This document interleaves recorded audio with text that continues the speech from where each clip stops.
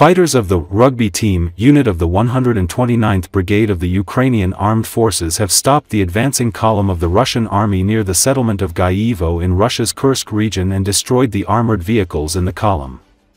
At night, drone operators of the unit with the use of drones mined the road regularly used by the Russian army. As a result, 2 KAMAZ 53949 Typhoon K and 2 GAZ 2330 Tiger armored vehicles, as well as an infantry fighting vehicle, were disabled. Later, the equipment were destroyed by explosions from drones and kamikaze drone strikes.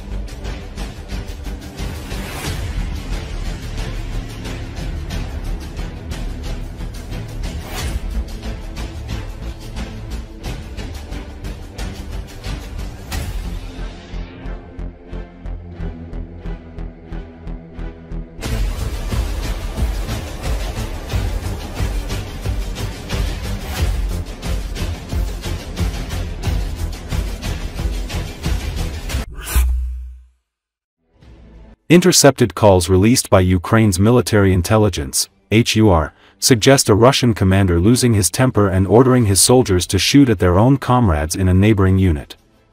K the 55th, shoot them, that's the battalion commander's order, shoot them, a Russian commander can be heard saying in an audio published by HUR. In the Factbook post, HUR speculates that there will be a fair payment for the war crimes committed against the Ukrainian people. The HUR communiqué closes with its customary warning: every war crime committed against the Ukrainian people will be punished with justice. The unidentified Russian commander appears frustrated at the adjacent Russian unit for not properly following an order and revealing their positions to Ukrainian troops. The Kiev Independent couldn't independently verify the authenticity of the audio published by HUR. Much remains unknown about the scale of such incidents in the Russian military, which has relied on its vast manpower to gradually gain ground across Ukraine's front. Despite the heavy losses, they have managed to capture some of Ukraine's last strongholds in the Donbass region in the second half of 2024. Multiple incidents of friendly fire in the Russian army have been reported. In December, HUR claimed that North Korean troops fighting alongside Moscow opened fire and killed 8 Russian servicemen. Phone conversations intercepted by HUR suggest that some Russians living in these oblasts welcomed the news of the attack on Moscow. They presented it as a chance for those living in the capital to experience the effects of the war that they witness on a regular basis.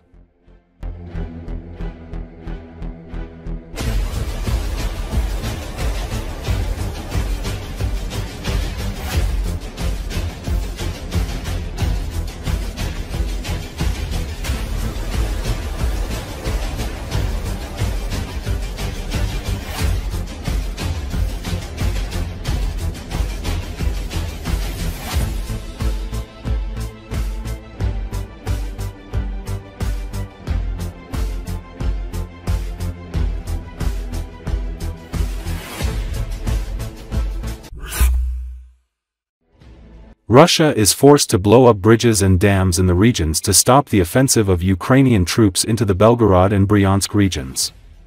This was stated by Yevgeny Daiky, former commander of the Aidar battalion of the Ukrainian army, expert. The military says that preparations are underway to blow up bridges and dams in Bryansk. This is not happening by chance, they are forced to do this to stop us, it is done out of desperation. These methods are used when it is impossible to stop the enemy with military equipment, the former commander said. He recalled that Ukraine used such tactics only once, at the beginning of a full-scale war, by blowing up a dam near Irpin. There was a question that the enemies would enter Kiev. Those who gave the order to blow up the dam actually saved the capital. But everyone remembers what kind of actions these were. We stopped the Russians in front of the capital with a crowd of volunteers who, in civilian clothes, received Kalashnikovs with wooden butts and went to Irpin by bus along this dam. And now the Russians are blowing up bridges and dams, but already on the territory of the Russian Federation. That is, they directly admit that their army is not capable of stopping us on the territory of the Belgorod and Bryansk regions. That all hope is in the landscape, added Dike. Ukraine ISO destroys bridges in Russian territory. Recently, Ukrainian Air Force Sukhoi Su-27 fighters, modified to lob American and French-made precision glide bombs, are blowing up bridges in western Russia.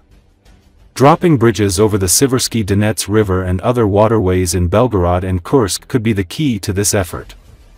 Modified to carry hammer glide bombs from France and similar joint direct attack munitions and small diameter bombs from the United States, the Su-27s are equipped for the task.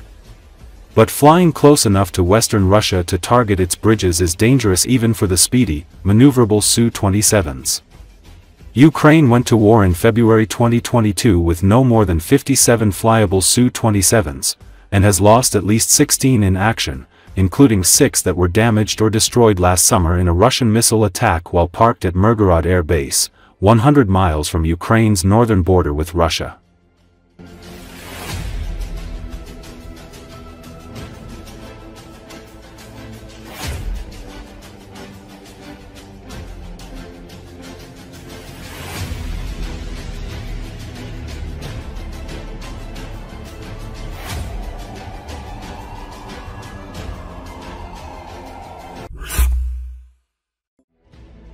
Ukraine continues its relentless attacks on Russia's positions in border Kursk region.